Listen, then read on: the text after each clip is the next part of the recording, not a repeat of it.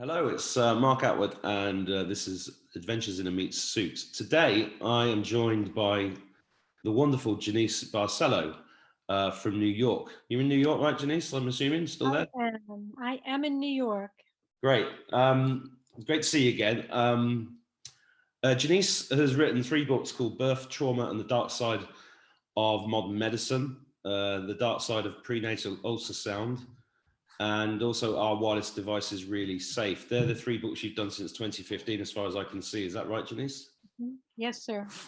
Now, I just want to explain to people watching this why we're having this chat. And that actually came out because I mentioned you in an interview I did with somebody else recently. Can't actually remember which one it was. And I got an email from one of the viewers saying that they contacted you and to thank me for introducing you to them. And then I was like, this is interesting because since I heard you speak, I'll just explain that my wife and I had 5 children, and the birthing story of those children went from emergency cesarean to a VBAC, vaginal birth after cesarean, to a natural water birth, to finally the first all-natural birth of twins in England in about 40 years. And that was an amazing journey where, as a man, I learned a huge amount. And, you know, the research that my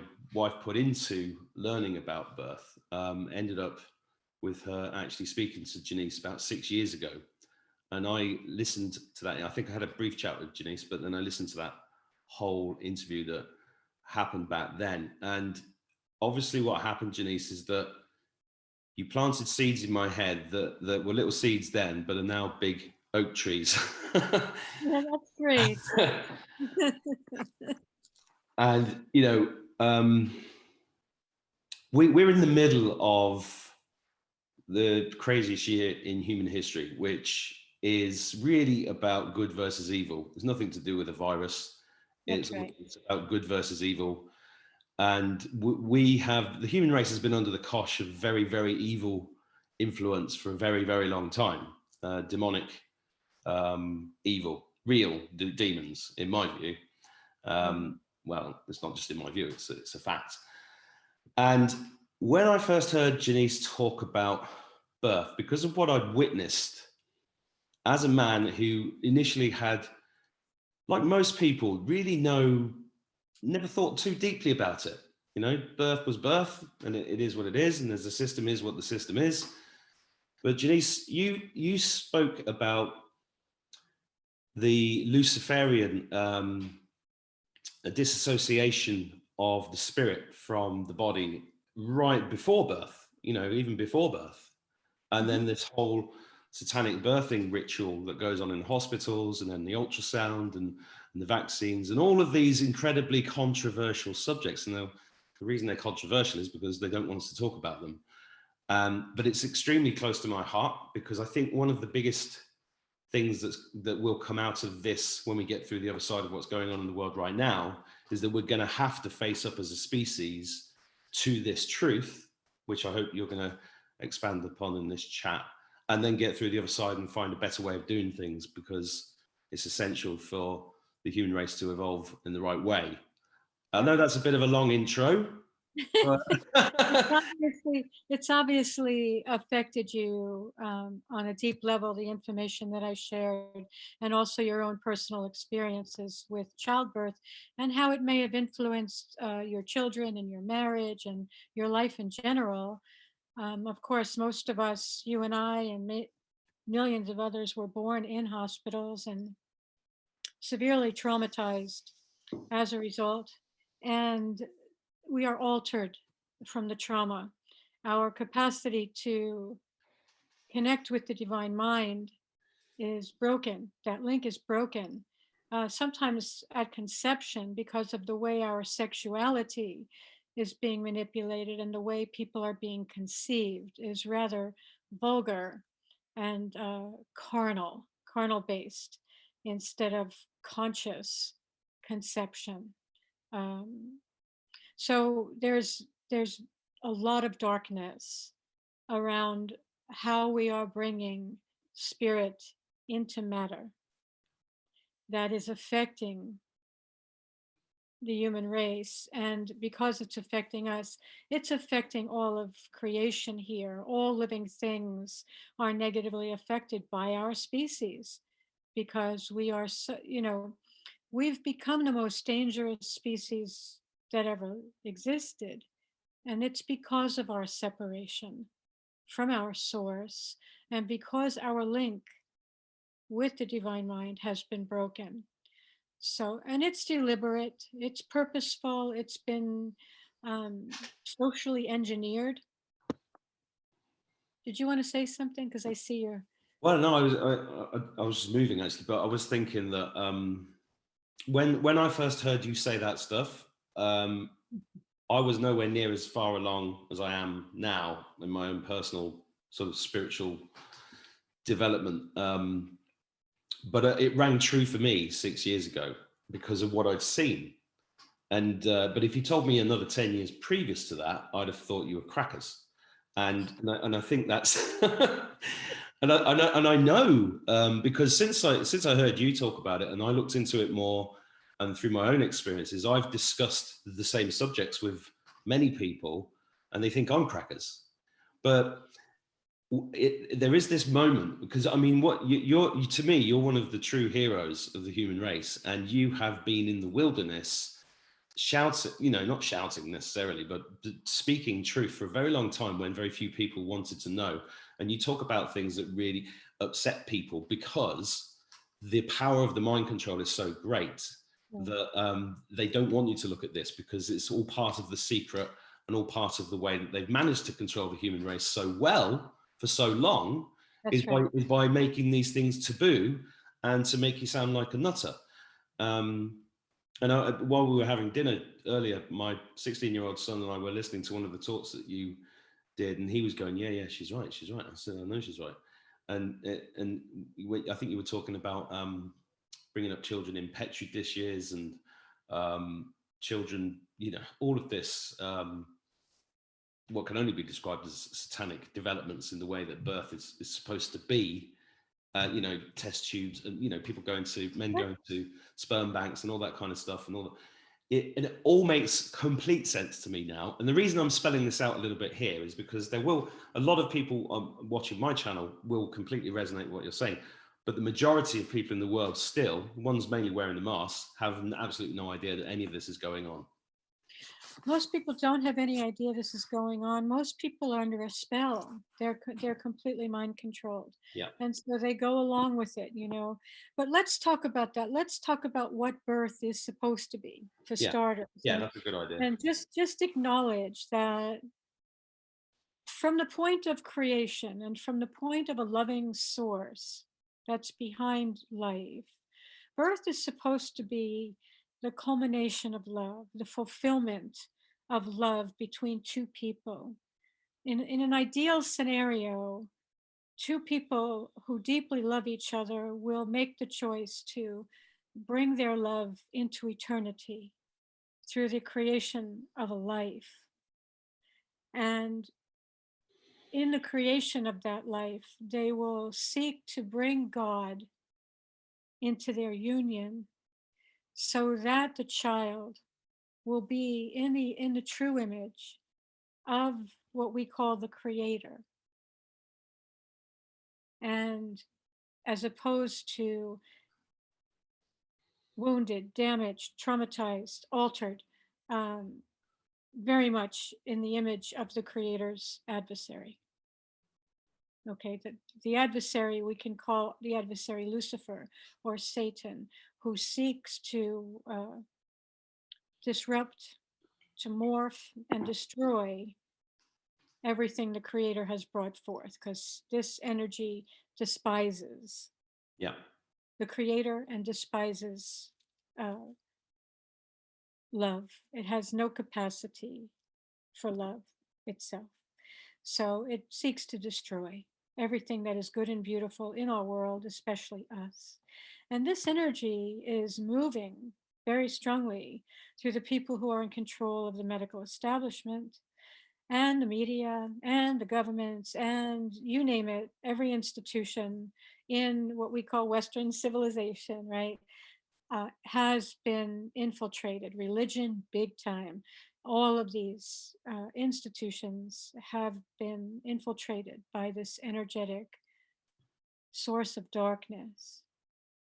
So, if we would like to have the experience of enduring human love and to bring that love into eternity through the creation of life, there are things that we need to do to bring our children in consciously, as opposed to the way that we've been conditioned to bring them in, which is through technocracy and through a system of abuse and torture that is designed to alter the incoming children and also to break down the family. You see, if birth is not, birth should be, there should be so many emotions of love, like such breadth of emotion of love and depth of emotion of love and joy, fulfillment, and spiritual connection with our source.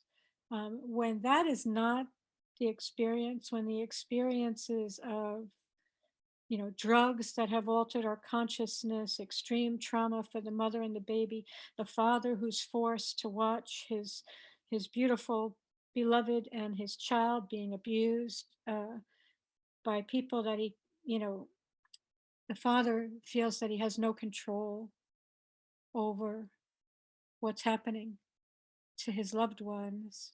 All of this eventually leads to the breakdown of the family. And especially if the father cannot protect his beloved and his baby from harm, because that woman who's giving birth to the child, if if he can't protect her and the baby, she can't trust him, you see. And that's on a very unconscious level that this is going to be happening. But she's not going to be able to trust him or to feel safe with him after the birth. And it's not really his fault that he can't protect her or the baby, because they have made a choice to walk into a Luciferian institution that's engaged in occult rituals. And it's a very few fathers are able to step into their power in such a setting to protect their beloved and their baby. So we have, once the mother decides she can't trust him, we have the beginning of the end of that marriage. It may take a little while, but um, there's going to be a breakdown. And all of the trauma that's inflicted on the mother and the father and the baby is also going to effectuate a breakdown in family love. And it is orchestrated this way. It is designed for this purpose, amongst other purposes. I mean, mind control is also a very big factor in why they're doing the things that they do. But you can't have a man, for example, in the United States, where the majority of men have been circumcised, probably the most extreme form of sadistic uh, genital torture of an infant, a helpless infant that could have ever been conjured into a satanic mind. But these babies who are tortured this way, who later become men, you know, many of them have a predisposition toward dissociation, meaning that when you're strapped to a torture board as an infant and you have sadistic medical people shoving sharp metal probes into your penis and ripping the foreskin off of the glands of the penis and cutting it off. This is the most sensitive part of the penis. And you can only move your head back and forth. Sometimes there's something shoved into the baby's mouth, so the baby can't even scream. All right. What babies may do is dissociate, meaning the spirit will leave the body and the body will be on automatic pilot. You'll see the breathing slows down, the eyes glaze over, the baby stops crying because there's nobody there. The body is just operating on automatic pilot right now. And the baby's body has done this, the spirit has done this in order to survive. This is a survival mechanism. And once the body understands that this is a way to survive extreme confrontation and trauma, it may become a habitual pattern, you see, for men to dissociate when they're confronted with extreme trauma, which is happening constantly in hospitals. So here come the dads, right? Into the hospital with the mom, these circumcised dads. And immediately they get to the hospital and they may be in a dissociative state because the body's like, the body goes, danger, danger. This is not a safe place, not a safe place.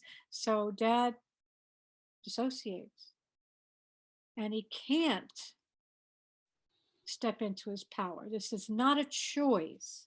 This is a physiological response that is not, it's not like somebody's making up their mind to leave the body. It's literally a physiological response that of which they have no control over unless they seek to heal their trauma. We can get a hold of this pattern through assistance with energy work and speaking with somebody who understands the nature of the trauma, such as myself. But the trauma can heal, but what often happens is it is reinforced through the birthing process and compounded. It goes deeper into the system because of what the fathers are being forced to witness in the birth of their children. Yeah. It's extremely tough for me to hear a lot of what you just said, but I'm listening, and I know what you said. Everything you said is true. I Because apologize for any pain I'm causing. no. This like, you never need to apologize to me, Jenny's, ever. Anybody watching this who's thinking about their own birth or birth of their children, this will bring up a lot of things, and that's really the purpose of my channel, is to the only reason I'm doing this is to face these things, because I think they need facing, and if I can't face them, everybody's got to face them. So do you mind if I share a few personal stories to relate to what it is you're saying? Because I think it would be excellent. Please do that for your people. Yes. I'll go back to my own birth. You were born of two teenagers in the back of a car. Yes, I think I was as well. I don't think it was the back of a car. I think it was a bedroom. But my mum was 16, 17 when she had me. I'm a naturally optimistic, positive sort of person, and I always look back on my birth and describe myself as a love child, right? But the reality of it is that it was two teenagers. I mean, my eldest son is 16. I can't imagine him having a child now. It seems ridiculous. The idea is just ridiculous. But back in the 60s, this is what happened. Well, it happens now as well. But so that's the first thing. And there were attempted abortions on me while I was in the womb. Oh my. Oh gosh. Which I didn't find out about until later. Wow. My mum was too young to know any different, and Wow.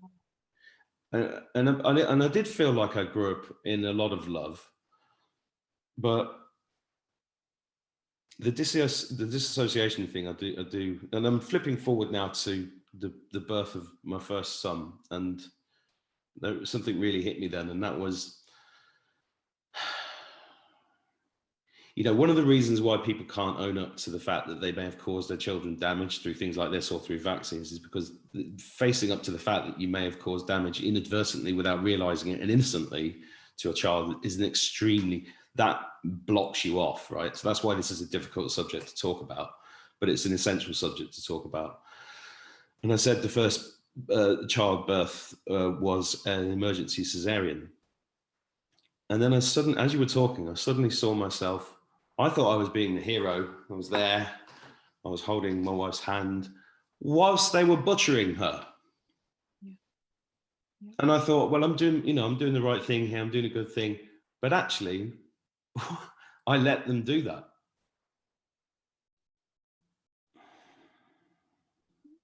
I don't know that you had any choice. No, I didn't. But yeah, but in we don't know what was going through her mind at the time, and it could have been that, that it's like you said, subconsciously. It's subconscious whether yes, exactly. Yeah, and I got that. Over the course of the next 3 births, as a man, I got far more knowledgeable. And the second birth, the VBAC, there was fortunately the midwife in the hospital. My wife was desperate to have a home birth, but it went on for 26 hours. And eventually she was so tired that they talked her into getting into an ambulance and going to the hospital. And the midwife was at the hospital, was on our side, but the doctor kept coming in. It was like she had the scalpel in her hand. Can I cut her yet? Can I cut her yet? And it's because they score. They go in the room and they have like, how many did you cut tonight? The doctors compete on how many people they cut open. It's sick. It's absolutely sick. And I do know something about that kind of humor and that kind of thing because I was in the military, and I'm familiar with the way that people deal with death and gallows humor and that kind of thing. And I have known a lot of doctors. I knew a lot of doctors at university, and the stories they used to tell about throwing around dead body parts, and they get associated by the medical profession, which brings me on to the Rockefeller Institute and all that stuff. But we'll come to that. Right. So the second birth was where I felt much more in my power, and I did stop this doctor, and I did push her out. Good. I pushed her out of the room 3 or 4 times, but and it was on the last possible go that my wife finally pushed our daughter out. But that had its own issues as well. And then the third birth was a beautiful home birth in a birthing pool. So all I did then was bake a loaf of bread, and I put the bread in the oven when the contractions started, and the baby was out before the loaf was finished. And it was just It was the most serene, beautiful thing. And she was so relaxed when she came out. My second daughter, the 2 midwives there, who were wonderful women from a natural birthing center that was nearby. And we were very lucky, because we could afford to do it, because it's not cheap to find these people and to pay them because they won't get supported by public bodies. So she came out and she didn't breathe for about 2 minutes. She was just so relaxed. Mm-hmm. And they were like, oh, should we call somebody? And it was like, and then she started breathing, and it was just lovely. And she was straight on, skin to skin, and it was serene. It was beautiful. And then with the twins, this was really interesting because I'm going to tell you this because I know you spoke to my wife about it 6 years. I don't expect you to remember, but with the twins. Firstly, she wanted to do a home birth, but was talked into the fact that maybe a hospital was a safer place because of the possibility of the umbilical cord strangling one of the twins, and that was the thing used, and that was kind of like swayed that decision. But when she was in labor, we went into the hospital, and there was this Egyptian doctor there who turned his back to me, which was quite annoying at the time anyway. And he was trying to talk my wife, and he was being very rude to her. He was trying to talk her into having these injections into the babies. I can't remember what they were. You probably know what they are. Some injection. And she was amazing. She said, no, I'm not having the injections. And guess what he said to her? He said, well, if you don't have the injections, your babies are probably going to die. That's what he said to her. Very common. Just before she was about to give birth. So the contractions stopped. We went home. Then came in the next morning, and she ended up having an orgasmic birth based on the principles of Michelle O'Donnell, which was, again, incredible. one of the most amazing things I've ever witnessed, and in my life. But before that happened, my wife was there saying, "Can you turn the tap on, because I want to feel like I'm in a lagoon." She was closing her eyes and meditating. So I went and turned the tap on. The midwife walked in and she saw the tap and she started shaking. And she said, "Mr. Atwood, come here." She took me outside and she said, "The doctor told you can't have a water birth in the hospital." And I just looked at her and I said, "Who's going to stop me?" And it was like nobody in a 40-year career as a midwife had ever said these words to her. And apparently she still talks about me. I think she retired after that. And then suddenly, you're back. So she went off, and then you're back to the birthing process. And then suddenly you turn around, there's like 20 people in the room, all staring at you. And my wife said, "Can you tell them to go?" So I just turned around and said, "Can you all just fuck off?" What is this? Really? Movie Nobody's theater? said that before. And I felt like a lion. I mean, I felt like I got stronger and stronger and stronger. And this role of the man that you brought up, I think, from my perspective, is important. I know that the majority of my audience are women, but I wanted, but maybe the damage was already done. But and this brings, so they're my sort of insights from that perspective. And I know I have to live with the consequences of all of those actions. And most of our kids have 0 vaccinations. The first one had a few, but then we realized what was going on and it stopped. And we've done an enormous amount of work to try and reverse that damage. And, and I'm a vehement anti-vax person. And I really want to educate men on the things that you touched upon about how to deal with birth, and because of the mistakes I've made, but also some of the good things I've done, and also bring this to more prominence, to get more people to discuss this stuff. But one of the things that's really hard with this, Janice, and you know this better than any, is that to accept what you're saying, you have to firstly accept that there is this satanic influence over the planet. And I think that a year ago, there would have been a lot less people that realized that was true than there are this, 9 months into this. So that's also why this is a timely time to discuss it. Yeah, I want to kind of go back to some of what you shared, if that's all right with you. And I think it will help people to take a deeper look at your own journey. So you were conceived by 2 young people. You say you're a love child, but it's really that we're lost children. We're not. Most people that are conceiving children are conceiving them as a side effect of fleshy indulgence. I'm aware of that. And so that in itself breaks the link with the divine mind. Just that one thing alone. When the child is, when parents are not bringing their bodies together to create a life, but rather bringing their bodies together because they want to get off, there's an alteration in the child immediately from the get-go. I don't know why she's doing this. My cat does not usually act like this during an interview, but she wouldn't stop bothering me, so I have to figure her out. What's her name? So I want to point that out, okay, that the conception, the way we're conceiving children is an issue.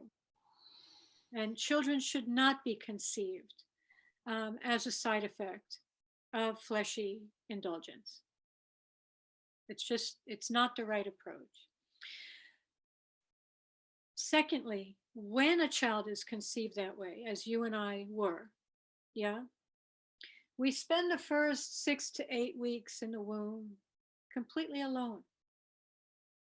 Nobody even knows that we're there, which is a form of trauma. Yeah. There could be other things going on as well. But just being alone, just being unacknowledged, just being unwitnessed that you're there is a form of trauma. And then when we are discovered, so many times the reaction of the mother and or the father is, "Oh shit. Yeah. Now what am I going to do?" Yeah. Now this is a primal wound to every child that is conceived deserves to be called forth, deeply welcomed, deeply wanted. You know, every baby is evolutionarily designed for the parents to be overjoyed at this discovery of its presence.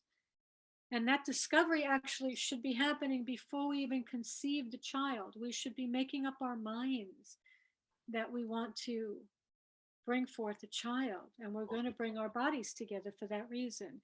Our society has no concept of this because we've been conditioned to think that orgasm is the goal, and Mm. that the more orgasms we have, right, the better our life is going to be. But nothing could be further from the truth. We're causing harm to ourselves and our children because our focus is on orgasm. Our focus is on hedonistic pleasure, physical pleasure, which is not a spiritually conscious approach at all. It's the opposite end. So it is in the satanic realm whenever we conceive a child through carnal impulse. Does that make sense? 100%. Yeah. Okay. And I could spend an hour and a half or 2 hours or more talking about the types of trauma that are occurring in the womb because of what we're doing at conception Mm. and the types of trauma that occur at conception. Okay. But that's not our purpose today. Our purpose today is to talk about birth. You came into your marriage, as I did, with birth trauma. Not only did your mother and father not prepare for you or call you forth or want you, but Yeah. there was attempted murder of you. Yeah. This And is a profoundly deep level of trauma that seeks resolution. And I don't know how it might be manifesting in your life. It can manifest in a variety of ways because what we tend to do when we have unresolved trauma is recreate emotional experiences that are similar to how we felt during the first traumatic experience.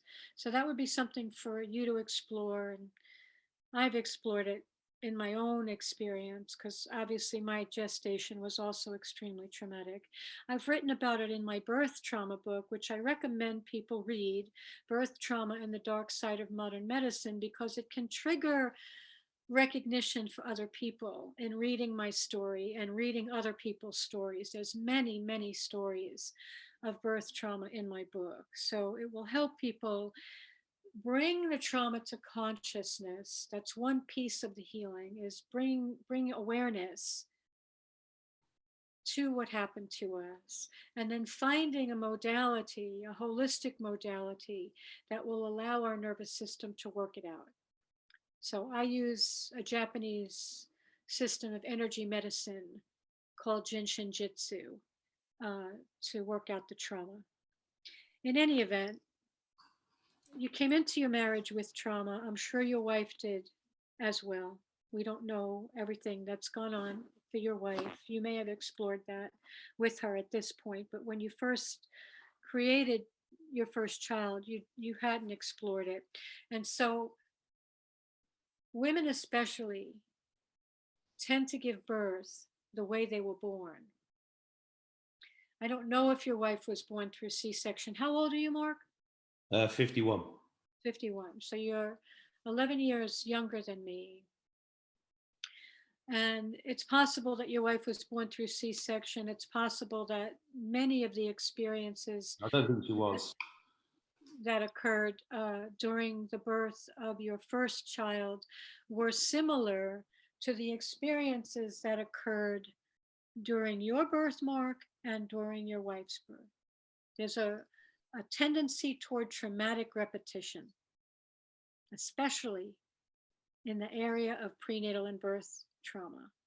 So just to be conscious of that, to be aware of that, that we are bringing our stuff into the birth of our children. And probably the most important thing that we can do if we want to bring children in gently and safely and without trauma, is to seek to heal our own trauma. Yeah. Okay, that's like a primary of primary importance. But the biggest problem, Janice, would you agree, is that most people don't. I mean, I didn't realize I Right. was in trauma. It took me to the brink of suicide until I realized how much trauma I'd been in. It took you what? The brink of suicide before I realized what Wow. trauma I'd actually been in. Yeah. I had no idea. Yeah. Yeah. And I think that's one of the biggest issues, right? One of the greatest challenges is that the memories of trauma get held in the lower brain, in the reptilian brain, and our bodies will tend to keep the trauma repressed until it until the body feels that it's resourced enough to handle bringing the memories up. So if we think of the brain as having three sections, this is a huge oversimplification, but let's say there's the reptilian brain and the limbic system and the cortex. Right, the cortex is up here, the limbic system's here, the reptilian brain is like our entire nervous system that goes down our spinal column. And in any event, there's gates. There's gates between the parts of the brain. Let's think of it that way. And for the information to come up into the cortex, into the conscious mind, requires the body understanding that it's safe to bring these memories up. Otherwise, they're going to stay repressed. And I'm not sure what resources you might have had to bring the recognition of what happened to you up into consciousness. The resources can include being in a loving relationship, maybe spending time in nature, becoming more spiritually connected to the natural world, dancing, journaling, gardening. I mean, people can be resourced in a variety of different ways through exercise. Of course, one of my resources when my memories started surfacing was practicing Jinshin every day, Jinshin Jitsu, so that my nervous system had a way to work it out as the memories were beginning to surface, rather than reliving all the trauma, which I had done multiple times before, through my life. I could now simply do a Jinshin flow and help the nervous system sequence it through. Well, I think I drowned mine in alcohol for a long time. Yeah, many people do. Alcohol, I was a drug addict.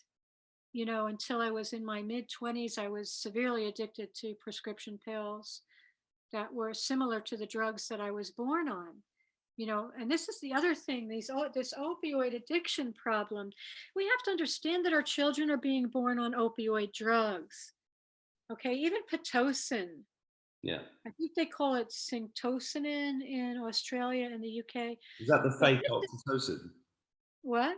Is that the fake oxytocin? Yes, it's synthetic oxytocin. So if a woman has this kind of drug injected into her body during labor, it means that her body is going to have much less of an opportunity to produce natural oxytocin. And natural oxytocin is the hormone of human love and human bonding. Yeah. You see, so our children are being born on drugs like Demerol and fentanyl. Do you realize that? I mean, there's fentanyl in epidural anesthesia. This is a massive opioid drug that can make the child be born with a drug induced euphoria, right? Euphoria is a fake sense of well being, it's a drug induced pharmaceutical sense of well being that has no basis in reality. And it's like the antithesis of human love and what that baby should be experiencing, and the whole family should be experiencing at birth. But it becomes an imprint. Yeah. Right? If a baby is born on opioid drugs, in my case, my mother was given twilight sleep. The which devil's is breath, I think. twilight sleep is a mixture of morphine or Demerol and what they call scopolamine, devil's breath. Yeah, devil's breath. Scopolamine is a drug that creates amnesia and creates absolute compliance. Like you could tell somebody to empty out their bank accounts and give you all their money and they'll do it. And you could And tell people they to, won't remember that they did it if they're on scopolamine. but you could And tell this is what people, I was born on this drug, right? My mother was given scopolamine and either morphine or Demerol. This is called twilight sleep. So is it any surprise when my imprinting, I did not properly bond with my mother at all. My father was not even present and is still not present in my life in any significant way. Okay. My imprinting at birth was for a drug induced sense of well being, which was reinforced by my mother early in life. You know, she was really into these pharmaceutical Valiums and drugs everywhere, you know, all kinds of pharmaceuticals. So is it really a surprise that I would gravitate, or that millions of us are gravitating towards synthetic opioids because we have no physiological memory whatsoever of human love? We have no coding for it, no imprinting for it. It's completely absent. And I'm talking about a love that most people can't conceive of because we've never experienced it. Even into our 40s, 50s, 60s, 70s. So my mother's 80. I don't think she's ever experienced it in her whole life. Okay? It is, it is, human love is a physiological experience. It is when the brain, through eye contact or skin to skin contact or through scent, right? The brain is activated to trigger a release of neurochemicals into the body that include oxytocin, dopamine, all kinds of hormones and chemicals of extreme well being and expansiveness. That is just, you can feel this physiologically. It's happened to me twice with my second husband.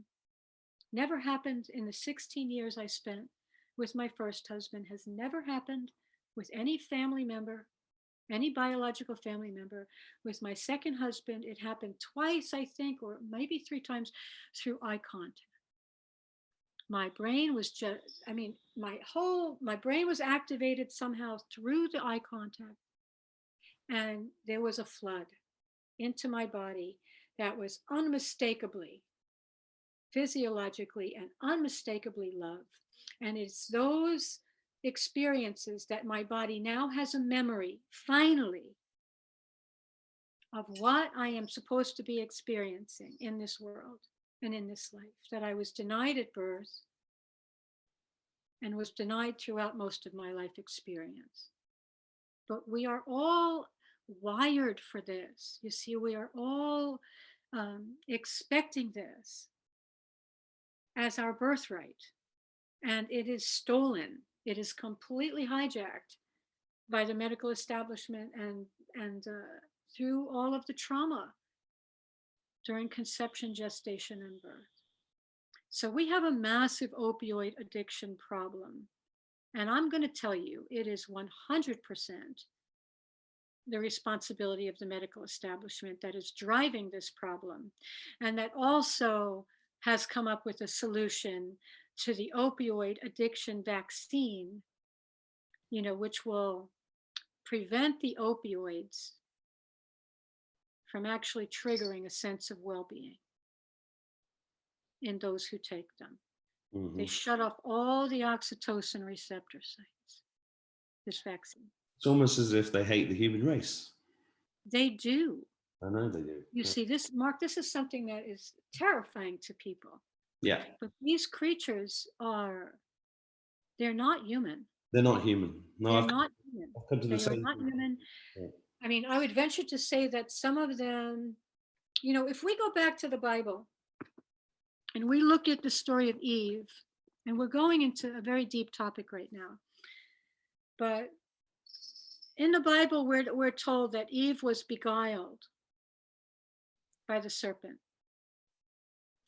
And when you look at the word beguiled, if you look at the definition, you will see that there's an erotic connotation to that word. Mm-hmm. Seduction. So at the time of of Eve, there were beings here called the Anunnaki, Yeah. and they were reptilian in nature. Enki and Inu. Some of them were giants. This is talked about in the Bible, although the word Anunnaki is never used. But it seems to me that Eve actually had sex with one of these creatures and produced a being named Cain, Yeah. who was a psychopath and only partially human. There's more to the story here that I'm not going to go into right now. But we are dealing with that bloodline also. We're Yeah. dealing with full on Anunnaki beings here in the form of the Windsor, Rockefeller, Rothschilds. These kinds of bloodlines are full on Anunnaki. And then there are others, a lot of them are from the Jewish lines that are half and half, or have a large part Anunnaki DNA, which is what makes them capable of doing the things that they do. You know, And a that's one normal, of the other what's things. When you say Jewish, you mean I interpret that when you say that as they, from my perspective, they've used the Jewish people like a wolf would use a sheep's clothing to hide behind. They're not. It's not the Jewish people. It's like the ones like the Zionists are the ones that hide behind all of that through that culture. Would that be right? Or do you think I'm it's going to say that we have an issue, and this is not meant to be an insult to the Jewish people, okay, or to blame all Jewish people for yeah, what's going on, because half of them have no idea what's going on. yeah, yeah, That is to say, we have a problem with Jewish genetics because there is an Anunnaki trace in many Jewish people. And at this point, these creatures have injected their DNA into us, even if we're not Jewish, right? We've been modified through their vaccines with their DNA. So we're all carrying some level of Anunnaki interference, which is what makes us such a dangerous species. You know, I mean, humans in their pristine state, and I recommend people read the Ringing Cedars books, ringing like a bell, and cedars like the trees, ringingcedars.com. I recommend people read these books to understand what a pristine earthling, a pristine human really is, what we're capable of, and the unbelievable purity and kindness and love that is designed to be our race, our species. And you see how far we've come. And we've come to such a degraded state, in large part because of the interference from these creatures. And I would venture to say we have to be aware of the Jewish issue because of the overwhelming amount of Anunnaki DNA that we can find in some of the Jewish genetics, which they'll never talk about. But it is Jewish people who are in control of the medical establishment in the United States. but Jewish is Judaism is a religion. There is no Jewish race. It's not a religion. It is, Judaism is called a religion. Judaism is Satanism. Okay, it's a Luciferian cult that's involved in infant mutilation, genital mutilation, and infant torture, and raping of young children, and incest, and drinking blood. And I mean, But they suck the blood off of that's mutilated infant penises. yeah. Okay. But the paedophilia and all of that is in Catholicism as well. It's not. Catholicism is an offshoot. All of Christianity is an offshoot Yeah. of this satanic religion. If we look at, if we look at Christianity and we see that Christians are most Christians have crosses with a dead guy hanging on them, who's bleeding to death, who's Yeah. sacrificed. This is human sacrifice Yeah. that is being worshipped. Yeah. Okay. And in the Catholic tradition, they are symbolically drinking the blood, No. Well, not eating the symbolically. body parts. It's literally, Of, isn't it? they're not literally doing it, but No, but they think Satan, it's Satan, transmogrification. They believe it is the actual blood and right, it's symbolic. flesh. Yeah. The symbolic expression of the original Luciferian tradition of drinking and eating the blood and body parts of sacrificed people, especially children. So this is going on. Yeah. If you think it's normal for them to be stealing baby's cord blood instead of letting the baby receive all of its cord blood, if you think it's normal for them to be cutting the cord and taking that blood, it's because you're suffering from mind control. Yeah. And it's terrifying for people to look at what's really going on here. Yeah. And do you know what I found? This is the end times in terms of their time, I believe, and I believe that this pristine human is what we're heading back towards, because we've got to remove them. And the demonic influence and control, just, when I'm talking to you and remembering my journey with you and listening to what you said, my whole life feels like I've been climbing up Right. walls of a pit to get to the light, because it's been the theme of my life is demonic possession and trying to fight those off, and I've just been fighting and fighting, and they nearly beat me. And I'm not saying it's over, but I'm certainly trying my best to find out who I really am and get back to what I have this very strong feeling that there's this version of us Yes. we're heading back towards. Exactly. But we've got to go through all this really difficult truth and trauma to get to it, and we're in that time now. But I was in last Christmas, I was at a party, and I noticed a handbag, and there was a girl there she was about 35, and she had a load of friends over from London and Dublin, and there was a handbag on a chair, and I noticed the handbag, and I knew who it belonged to. And she was walking up to the bar, and on the handbag was the inverted pentagram. And I just thought, oh, I better take this carefully. And I just said, excuse me, is that your handbag? And she went, yeah, I'm a Satanist, so what? I was like that. Whoa. Oh, right. So Satanism's now a lifestyle choice.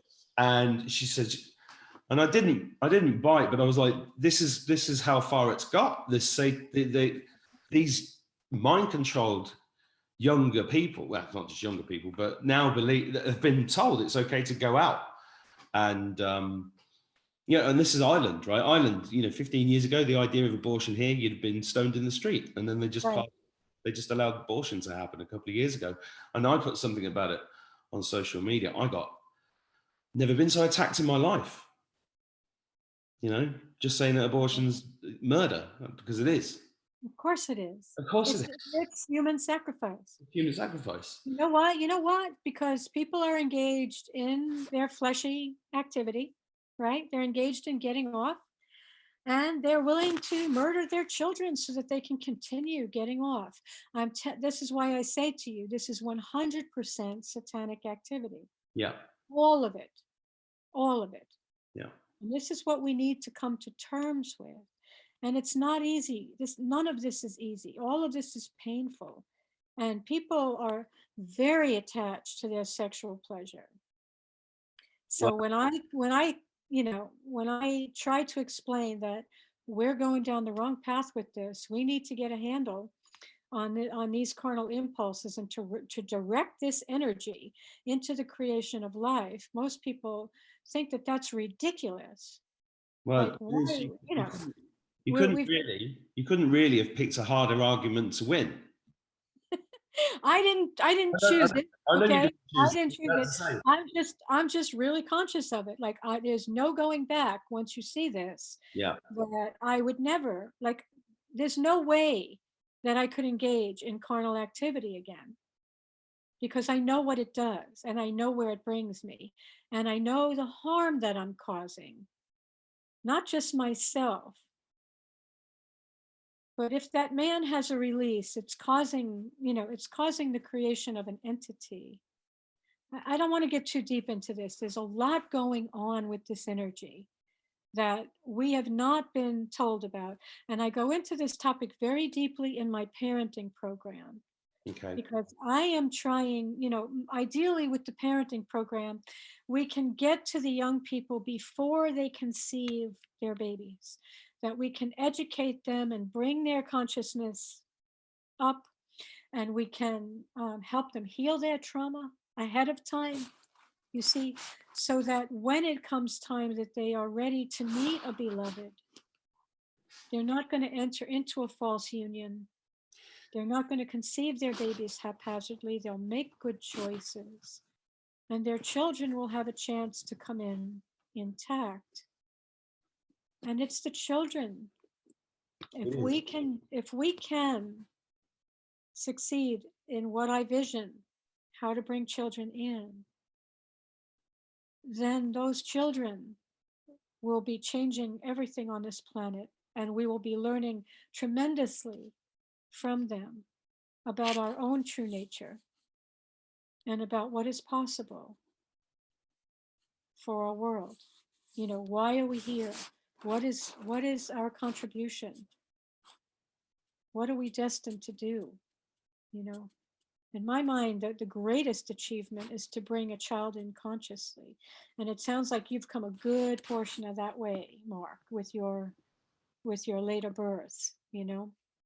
Well, It's I'm just trying to be the best version of myself I can, and I'm trying to be. I'm trying to manifest a positive future, and to allow.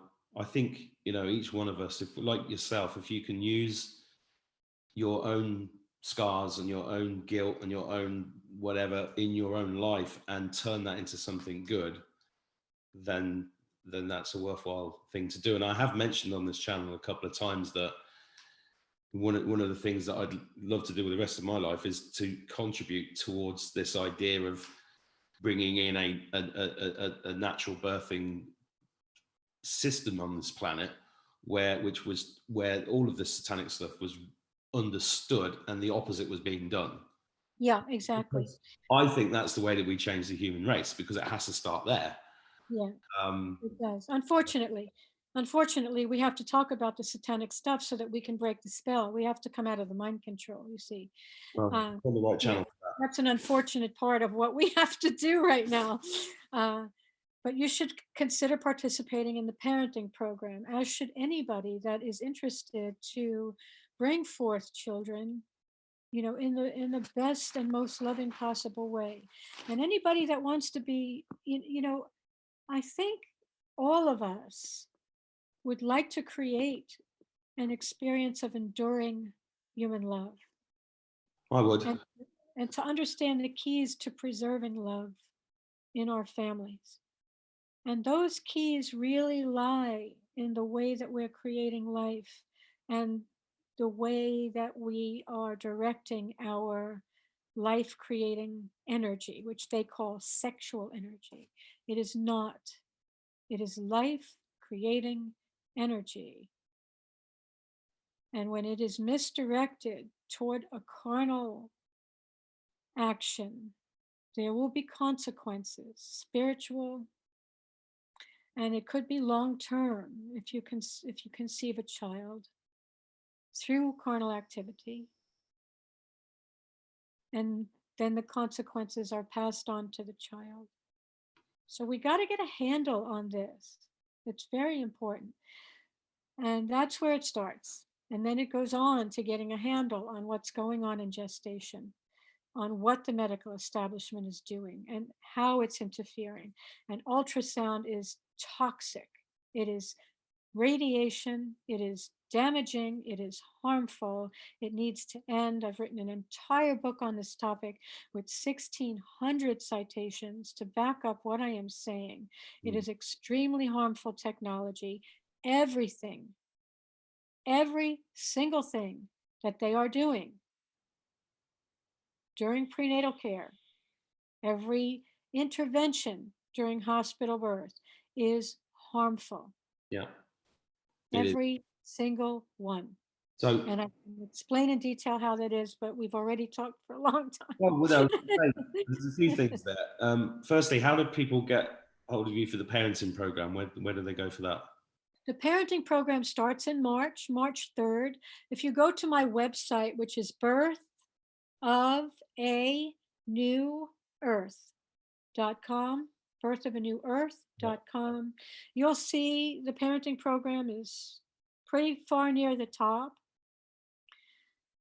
Cool. Okay. Well, I'll put that link near the video. Yeah. The other There's also the opportunity to do one-on-one.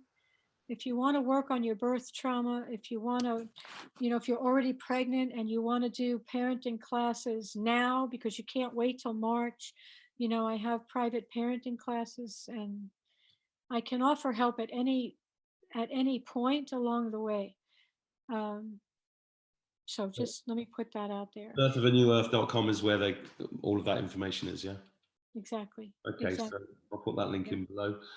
But let me say one more thing that's very important. I don't want this to end before I make this point. You spoke of the Satanist who was publicly displaying the fact that she's a Satanist and that young people are now feeling proud. Yeah. What I want people to understand is that these wireless devices, these wireless frequencies, these radiation emitting frequencies are designed to bring in satanic energies into this realm. In other words, they are coming in on the waves of the Wi-Fi routers, the smart meters, the smart TVs, the cordless phones, the cell phones. Okay, we have Luciferian energies pouring into our world right now through the wireless grid. The towers must come down. We should never have allowed this grid to go up. It is extremely harmful. And right now, it has the potential to take out all life on the earth, which is what they want to do. Ultimately, it is their goal. I've written about this in my ultrasound book toward the end. What is their goal? What has been their goal from the conception of these technologies?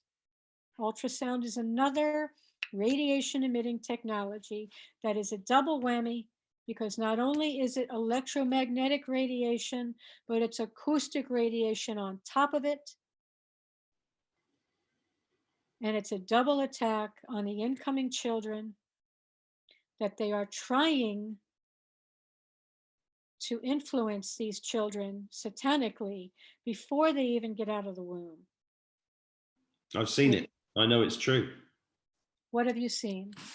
I've seen the effects of all of these things on, different children. I just, you notice when you become aware of this stuff, you notice it. I mean, I was the only person out of maybe 100 people that noticed this woman's handbag because I'm aware of what Satanism is and I'm aware of the symbology. And it's all about awareness, and that's what I'm trying to do with this challenge, just make people more aware. You might not agree with everything that's said on here, but go and do your own research, because when you do your own research, you realize it's true. And when that happens, then you start to grow up. And when you start to grow up, because we're kept as an infantile race, the reason why millions of people are walking around with masks on, even though you can't catch a virus, is just proof. You know, you can tell people to do anything. And it's proof of humanity's willingness to participate in satanic rituals. That's what mask wearing is. It is, They yeah. wear masks during their satanic rituals, Yeah. you know, to terrify the children. They Yeah. wear masks when babies are being born to Yeah. terrify the children. Yeah. It's not to Yeah. stop viruses, that's for sure. No. So look, I know we've talked for a while, and I know that we could talk about all this stuff for a lot longer. And what I would actually, you know, if you're up for it at some point in the future, have another chat with you about the medical institutions, and you know that in itself is a big subject, because people can't really get their heads around how doctors can be doing. You know, and most doctors don't know that they're doing it. You know, this is the thing; they're ritually indoctrinated within the system. If you read my book, my birth trauma book, again, Birth Trauma and the Dark Side of Modern Medicine, which you can learn about on my website, you will find that the medical establishment, medical school, is a form of trauma-based mind control. Yeah. Medical students are Yeah. sleep deprived, nutrition deprived, Yeah. sunlight deprived. Yeah. They are forced to participate in extremely satanic things like circumcising infants or torturing animals, for example, as learning tools. I go deep into this topic of what they're doing to the medical students and how they're being trained. And they're doing this to get the medical students to dissociate, you see, because when the spirit leaves the body, then an alter personality can be called in. And that alter personality will be operating in service to the dark side. Well, this is why I related it to my military training earlier, because I recognized it. Exactly. But I got out of the military very fortunately early. You know, it still damaged me, but I saw enough and I knew enough. My soul was strong enough to know that I had to get out. Right on. Right on. And then I And tried you right. see, So, you know, and you see that they induct people into the military, they very young induct people into the police academy, and they're doing inductions inductions, yeah. on pregnant mothers Mm-hmm. and on babies Induced. to induct the babies into the Luciferian order. Yeah. Right? They are attempting to force babies out of the womb before they are ready to be born through very dangerous drugs. And this has deep psychological long-term ramifications for that baby And for the human race. and for the human race. Yeah. But these are rituals. Yeah. Everything that they're doing is And ritual. you know, if anybody's watching this has never heard any of this before, please go and get Janice's books and read up on it, because when I started to do that and really look into it, it's not easy, but it's really, really important, because I think I want to end the chat on the fact that I personally believe we're moving towards a golden era of sovereignty, and sovereignty is a word that a lot of people still don't understand as well. But sovereignty is about taking responsibility for yourself, your life, your health, the health of everybody around you, Right. and everything else. Right. And birth is a major part of that. Right. So it's probably the major part of that. So you know, that's why I wanted to speak to Janice about this, and I recommend all of you go and get her books and look into it, and start talking to other people about it, because that's how we change this. You know, that's how we change this. And you know, we can talk about how powerful the medical institutions are and blah blah blah, and you probably know really loads of good doctors, and we all trust them. Trust me, you've got a reason not to, and hopefully Janice has triggered something in you to make you go and do your own research. But I wanted to ask your opinion at the end of this, Janice, about, do you see positives coming out of this crazy? Oh, yeah. Do you see the end of the Luciferians? Do you see the end of the demons? Because I do. I do. And I do. I do. think what's happening right now is people are forced to wake up because they're backed into a corner. Obviously, these entities are prepared to kill us all. They don't care. They're the grids, the radiation grids all around us. The vaccines are coming, right? They can't force you, but they're gonna try to get you to acquiesce by making it hard for you if you don't acquiesce to their commands, you see. So people are backed into a corner. You either wake up and raise your vibration, or you're going to be trapped in a Luciferian matrix. And some souls may choose that. They may not be done with that experience. Many souls are saying, I'm done, man. I've learned everything I can possibly learn from the experience of what happens when evil exists. Okay, we see it will take it to the bitter end. It will kill all life. That's what it's possible. That's what it's capable of doing. So now it's time to, you know, raise our consciousness. That requires becoming aware of what's going on and vibrate ourselves right out of this dimension where these creatures cannot exist to an experience of the earth where they're not. We have to make up our minds. We're no longer willing to coexist with evil. Okay? Every time you see a bumper sticker that says coexist with that 6-pointed star in the middle, okay? I want people to think, no, I will not coexist with evil anymore. I want it gone from my reality completely. I want it purged and purified from my genetics. If there's any Anunnaki stuff left in my genetics, I want it purged and purified, and I want to exist in a realm where evil cannot be. We deserve that. We've suffered enough. Enough is enough. Now it's time for those creatures to be somewhere where they can only influence each other, where they can't harm any other living thing. They need to be quarantined, in my opinion, for the rest of eternity in a realm of their own creation. Yeah. Here, okay? here. That's a good place to end it on. And thank you very much, Janice, for joining me. Perfect. Thank you so much, Mark. I appreciate you taking this time, and I apologize for any pain that I caused people. And no, never my intention. My intention is really to break the mind control and help people rise up so we can manifest this new earth. And I'm sure we're all ready to have that experience. I'm ready. Me too. Okay, you take care. I'll speak to you soon. Take care. Bye for now. Thank you.